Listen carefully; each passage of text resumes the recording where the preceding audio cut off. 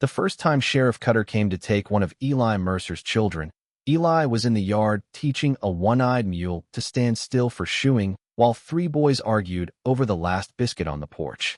He heard the wagon before he saw it, heard the iron rattle, the leather groan, and that ugly kind of silence that rides ahead of men who think the law belongs to them.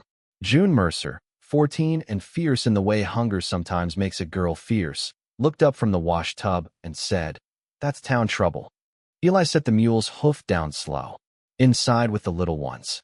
They ain't here for flour." "No," he said, "they ain't.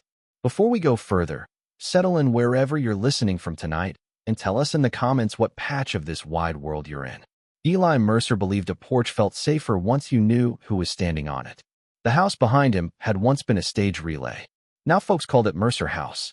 Any child left on church steps, behind the livery, or in a fever bed with no kin to claim them had ended up there sooner or later. That was how Eli, a man who had once lived by the speed of his hands, had come to live by the noise of 6 children. Sheriff Cutter climbed down first, neat as a sermon and twice as cold. Behind him sat Silas Bowe, biggest cattleman in 3 counties, and the sort of man who smiled, as if every kindness he ever offered came with interest attached. Cutter stayed outside the gate. "Morning, Mercer." Eli wiped his hands on his trousers. "If it was, you rode out to spoil it." Silas smiled at that. Still sharp, Eli kept his eyes on the sheriff. Men like Silas preferred other men to do the dirty speaking. Cutter unfolded a paper. "County placement order. June Mercer is to be transferred into service at the Bowe residence until the debt against this property is settled." The porch went silent. June stood very still beside the wash tub, soap on her arms, chin lifted. From inside the screen door, little Nell whispered, "Am I to hide?" "No," Eli said. "Nobody hides in this house." He came to the gate. There had been a time when men crossed streets to avoid Eli Mercer. Time had put gray in his hair and weariness in his shoulders, but it had not made him soft. It had only made him quieter. "June is not for hire," he said. Silas tipped his head. A harsh word for an arrangement that offers room, board, and useful training. June barked a laugh. "Useful for who?" Silas's eyes slid to her. "You've spirit. That can be corrected." The deputy's thumb touched the butt of his revolver. Smallest movement in the world. Eli saw it anyway. He always saw hands first. "Take your paper back to town," Eli said, "and tell whoever wrote it the girl stays." Cutter sighed like the whole thing offended his sense of order. "There's a note against this property. Signed by your sister. Past due 11 months. Mr. Bowe holds it now. If the debt isn't settled, the house is seized and the children are placed by the county. My sister paid her debts." "Maybe she meant to," Silas said mildly. "But intentions have never impressed a banker." Toby dropped a bucket in the dirt. Amos clutched the back of Eli's shirt. Eli did not turn. The children listened to his silence the way other children listened for thunder. "This house was left to children with nowhere else to go," Eli said. "You won't carry one off while I'm breathing." Silas studied him. "There's the trouble with retired men. They mistake an oath for power." A buggy came up the lane. Dr. Clara Whitlow climbed down with a medicine satchel in one hand and a loaf wrapped in cloth in the other. She took in the scene in a blink. Clara dressed plain and practical, spoke little unless there was something worth saying, and had a steadiness about her that made worried people lower their voices without knowing why. "Sheriff," she said, mounting the porch, "if you've come to arrest the breakfast table, I'm afraid you're late. They've already eaten half the evidence." Even Toby laughed. Cutter's mouth tightened. "This is county business." "So is a child's welfare," Clara said. "June, fetch my bag." "No, let me hear that cough again." Silas watched her with careful dislike. "You spend a good deal of unpaid time here, Mrs. Whitlow." "And yet I sleep soundly," she said. The warmth that moved through the yard was small, but real.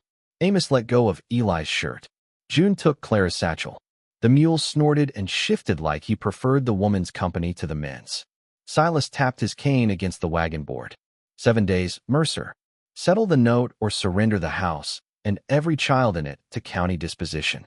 I'm offering the girl as mercy. There'll be less mercy next week."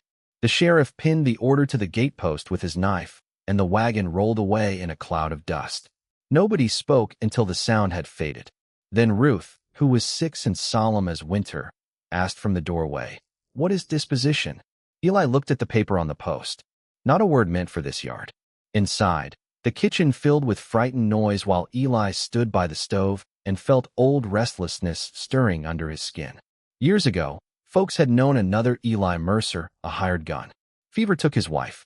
A broken wagon at Creek Crossing took his little daughter. His sister Mara hauled him back to life and filled his hands with honest work. She was gone now too, but her house remained, and so did her belief that no child should fear the dark alone. June broke the silence. I won't go. No, Eli said. They'll come with more men next time. I know. Clara set a cup of coffee by him. Then we find the truth before they ride over it. There is no truth to find. Mara would have told me if she owed Bowe money. Then there's a lie, Clara said. That's work enough. That afternoon, Eli rode into town with June and the paper folded in his coat. In the recorder's office, they found the mortgage entry exactly where Cutter said it would be. Mara Mercer. Debt owed to Elias Trent. Transfer of debt 3 months later to Silas Bowe. The signature looked like Mara's. The county stamp was real. Everything about the page sat like a nailed lid. June read it twice, lips moving. Then she tapped the date line. Aunt Mara always spelled Wednesday wrong. Every letter. Here it's right. Eli looked again. There it was. Such a little thing. Such a dangerous little thing. Outside the mercantile, Silas Bowe was waiting under the awning. He smiled at June first. That was the cruelest thing about him. He liked people to know exactly how little he feared them. 7 days is generous, he said. Don't waste them pretending paper cares who cries over it. June's breath caught. Eli saw the gold watch chain, the polished boots, the men in town pretending not to listen. Something in him shifted then. Not hot, not loud, colder than anger. Paper may not care, Eli said. But people do. And if they don't yet, I'll give them reason. Silas's smile thinned.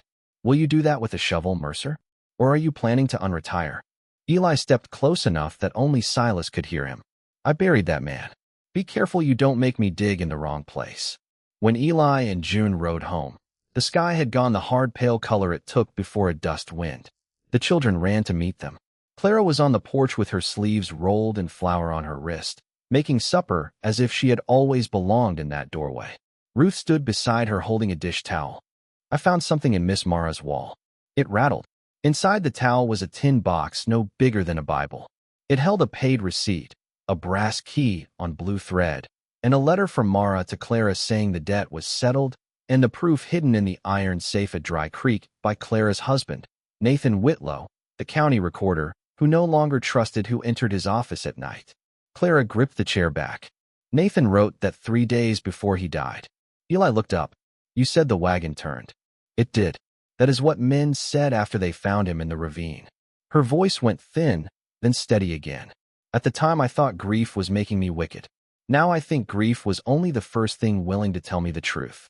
Dry Creek lay 30 miles west where the old stage road bent through broken bluffs and abandoned corrals. Nobody went there now but coyotes and boys too young to fear rotten roofs. We ride at first light, Eli said. A knock sounded before anyone could answer. Reverend Pike, Mrs. Madsen, old Mr. Lyle, and 2 town women came in carrying food and the awkward courage of decent people who feared being seen helping too much. Some say county matters are best left to county hands, Reverend Pike said. And some don't, Mrs. Madsen answered, brushing past him. Move, Clara. I brought stew. Soon the kitchen was fuller than it had been all week, and Eli watched his sister's house fill with ordinary courage. Then Sheriff Cutter entered without knocking. Every spoon stopped. He removed his hat. Mr. Bowe wishes to offer one final accommodation. Surrender June and Toby into contracted service for 2 years. The debt is forgiven, and the younger children may remain here under supervision. Toby made a sound like he had swallowed a nail. June rose so fast her bench scraped. I'd rather sleep in the creek. Cutter ignored her. His eyes stayed on Eli. It is more mercy than the law requires. Eli looked at Toby's white-knuckled hands around a biscuit he had forgotten to eat.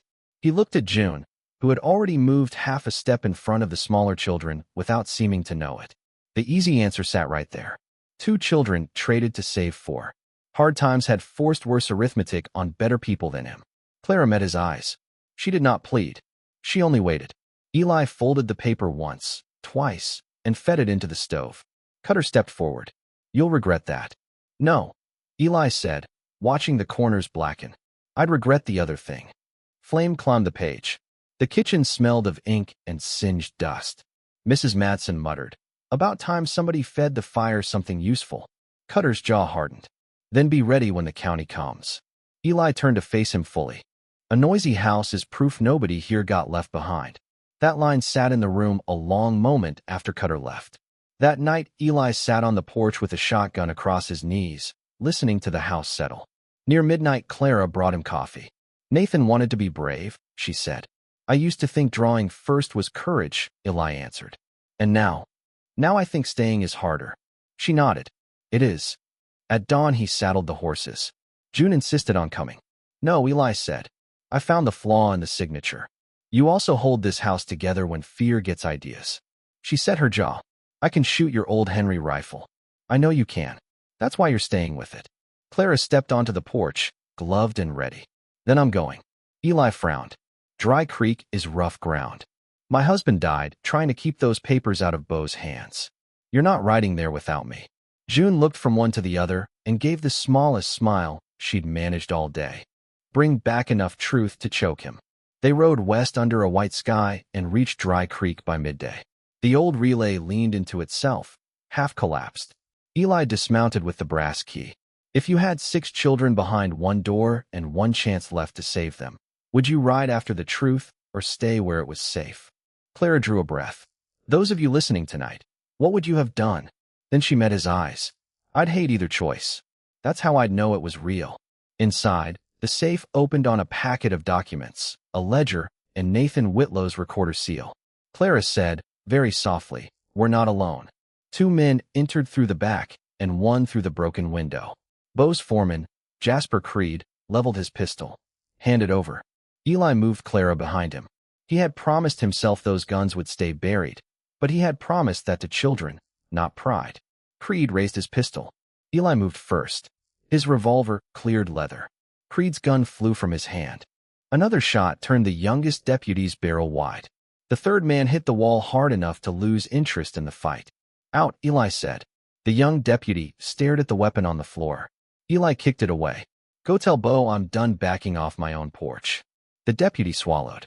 "He'll burn you out." "Maybe," Eli said. "But you'll remember which man let you walk." They backed out, dragging Creed between them. In the yard, Eli and Clara opened the packet. There was Trent's paid receipt.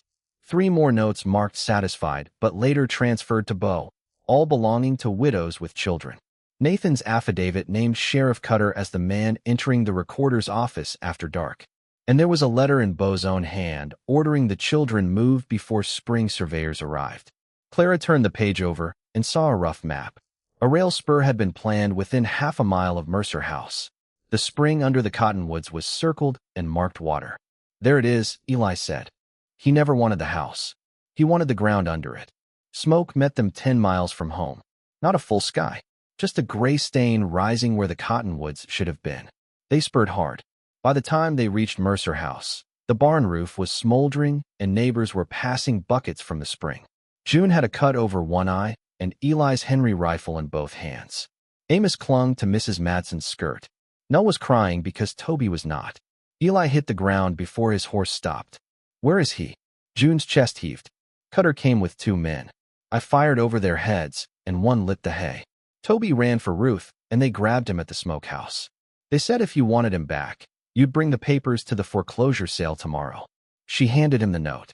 "Bring the packet to the courthouse steps at 10. No law, no crowd. Where the boy goes where lost things go." For 1 second the whole yard went soundless to Eli. Then he walked to the trough, washed the soot from his face, and said, "Feed the children. At dawn we bring the whole town." After the fire, Eli helped board the smokehouse door and carried Ruth to bed when she fell asleep in a chair. Nell stopped crying only when he promised Toby would not sleep another night under Silas Bowe's roof. Later, when the lamps were low, Clara saw the cost of that promise in his shoulders. She found him in the washroom scrubbing blood from his forearm, where a splinter or bullet graze had opened him at Dry Creek. "Sit," she said. "I'm fine. You're leaking on Mara's floor." That made him sit. The washroom was warm with soap and smoke. Clara rolled his sleeve higher. "You could have traded the papers," she said. "I never stopped being afraid of the cost," he answered. May took fever while I was away earning money with a gun. A broken wagon took my little girl before I got home. I wasn't there. That's the part that never finishes happening. Clara tied off the bandage, but her own hands shook.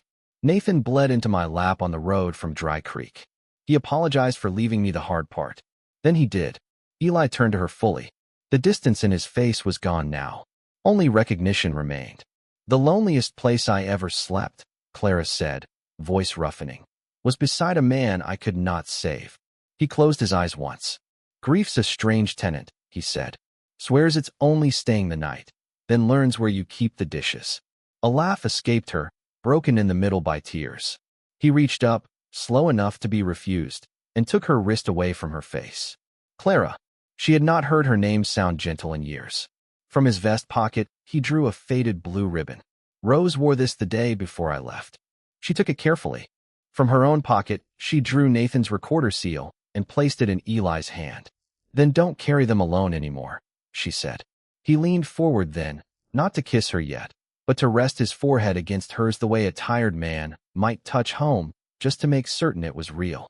If this story is moving you tonight, you are exactly who it was written for. A like and a subscribe tells us to keep bringing stories like this back to the fire. A board creaked outside.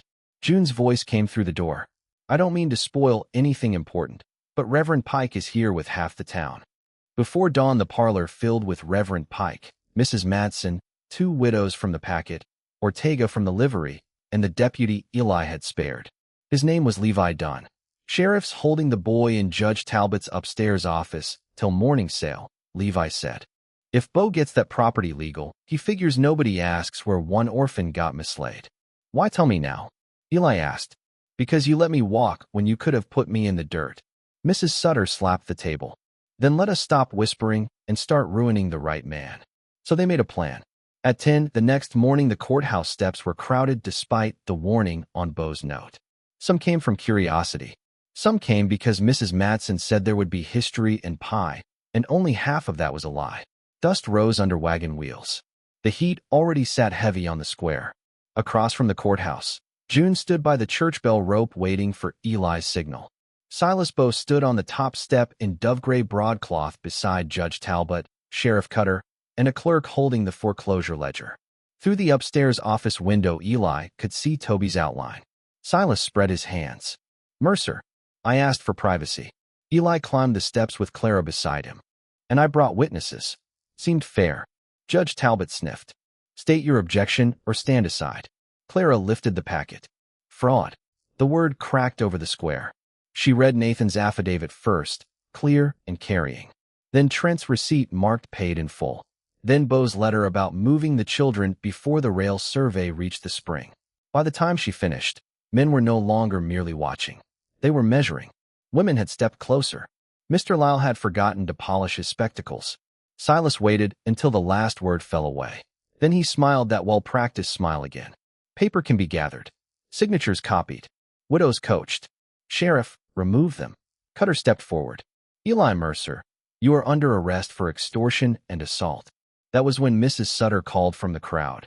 Then arrest me too, for being robbed with proper grammar. Laughter broke sharp and surprised. It spread faster than fear. Another widow raised her own paid receipt. Then another. Ortega came forward with the copied rail sketch.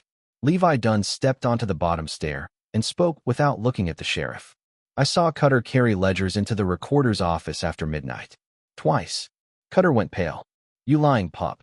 No, sir, Levi said, voice shaking but unbroken. I'm just late telling the truth. From the upstairs office came a crash. Toby had kicked over a chair. Silas's calm vanished. He snatched Cutter's pistol from the sheriff's holster and jammed it against Judge Talbot's neck. Back away, every one of you, or I start solving my problems in public. The square froze. Above them Toby shouted, Mr. Eli. Eli did not draw. Not yet. He kept his hands loose and his eyes on Silas's wrists, on the elbow, on the quick, greedy motion fear had begun to put into him. This is the part, Eli said quietly, where you mistake noise for power. Silas dragged the judge backward toward the courthouse door. One more step and the boy loses more than a home. Across the square, June's hand tightened on the bell rope. Eli said, louder now. Ring it. The church bell thundered over the town. It rolled across roofs and alleys and stable yards. Windows opened. More people poured toward the square. Silas swung toward the sound. That was the motion Eli had been waiting for. He drew. One shot. Silas's borrowed pistol flew from his hand and skidded across the courthouse boards. Judge Talbot dropped flat with a squeal. Cutter yanked a backup revolver from his boot, but Levi hit him at the knees before he cleared leather. Upstairs, Toby wriggled free of the rope he had been sawing against a broken chair leg and slammed the window open. Silas ran for the side steps. Eli went after him. They hit the alley at a dead sprint, heat bouncing off brick and packed dirt. Silas cut into the livery, grabbed a pitchfork, and turned with murder on his face. "You should have sold the girl," he snarled. "Would have saved us both time."